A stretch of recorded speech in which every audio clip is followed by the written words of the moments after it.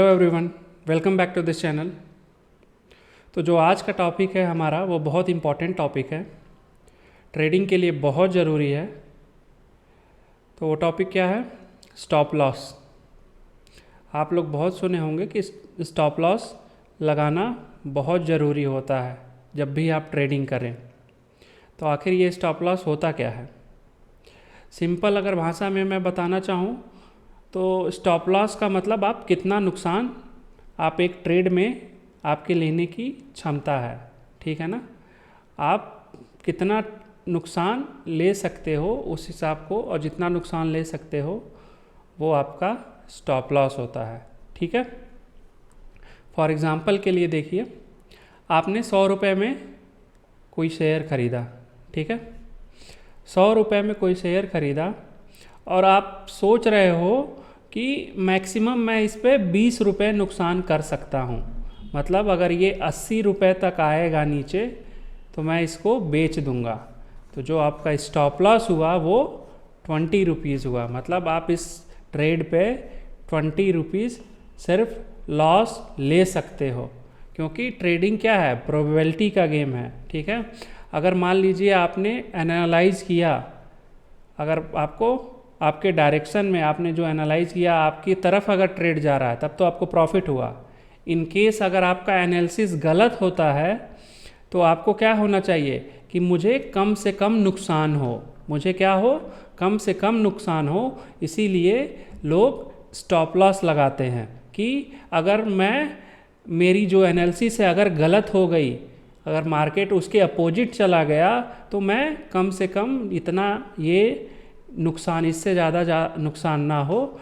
तो जो ऐसा जो पॉइंट होता है जहाँ पे आप अपना सेट करते हो कि मुझे बस इसी पॉइंट पे बेच देना है, अगर मार्केट मेरे खिलाफ जाता है तो वो जो पॉइंट होता है, वो जो प्राइस होता है वो स्टॉप लॉस होता है, ठीक है।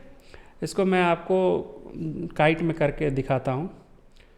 अब जैसे देखिए HDFC बैंक है, ठीक है। HDFC बैंक का प्राइस कितना है? 1613, ठीक है। आपने सोचा इस पे कि ये 1640 जा सकता है, आपने एनालाइज किया, जो भी आपने एनालिसिस की, तो आपने इसको 1613 पे ख़रीदा और 1640 आपने एनालाइज किया है कि ये जाएगा, ठीक है। अब कोई ज़रूरी नहीं है कि आपकी एनालिसिस सही हो हर बार, कभी कभी आप गलत भी हो सकते हो। तो इस केस में कि आप सोच रहे हो कि अगर मेरी एनालिसिस गलत होती है तो मैं मुश्किल से इस शेयर पे, अगर ये 1600 रुपये, अगर मतलब ये गिरने लगा तो मैं 1600 रुपये पे एग्ज़िट कर जाऊंगा, ठीक है। अगर मेरी एनालिसिस गलत होती है तो मैं सिर्फ 13 रुपये का जब लॉस होगा एक शेयर पे तब मैं इसको बेच दूंगा।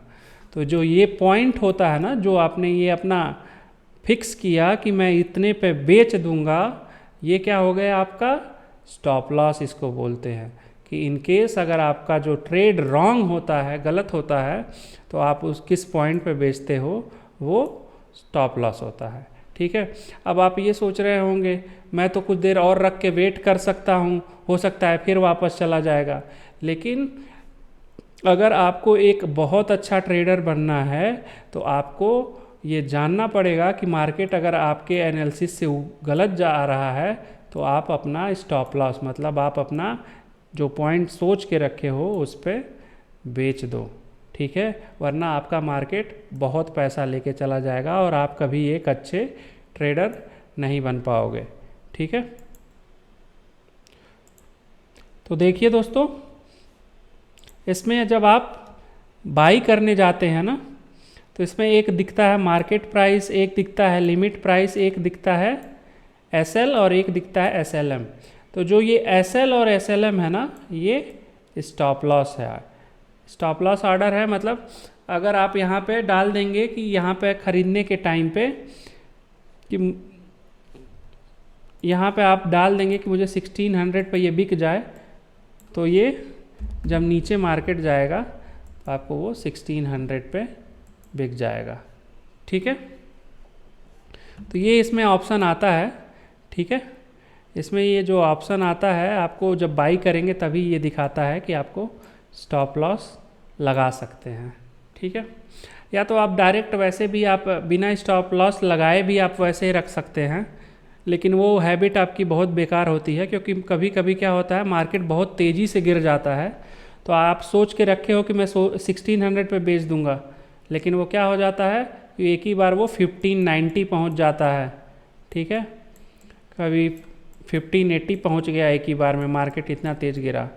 तो इसीलिए हमेशा स्टॉप लॉस ऑर्डर लगा के रखना चाहिए। ठीक है ना।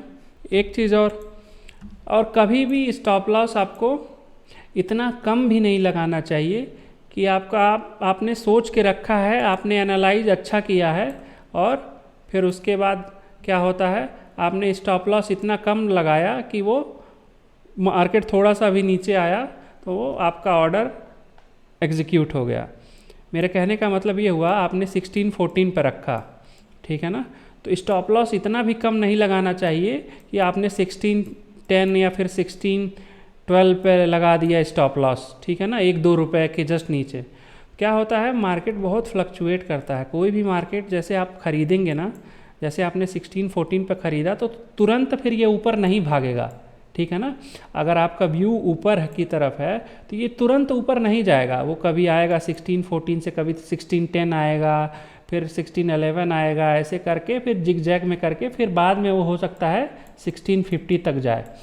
लेकिन वो आपके ख़रीदते ही तुरंत ऐसे नहीं होगा कि एक ही बार ख़रीदे चला जाए, वो भी हो सकता है, लेकिन सेफ साइड में रहने के लिए हम लोग स्टॉप लॉस ऐसा लगाते हैं कि हमारा स्टॉप लॉस ट्रिगर ना हो, हमारा स्टॉप लॉस एग्ज़िट ना हो, कि हमारा डायरेक्शन सही था मार्केट में और हमने स्टॉप लॉस इतना कम लगा दिया कि हमारा पहले ही ऑर्डर एग्जीक्यूट हो गया, हमारा पहले ही बिक गया। ठीक है ना।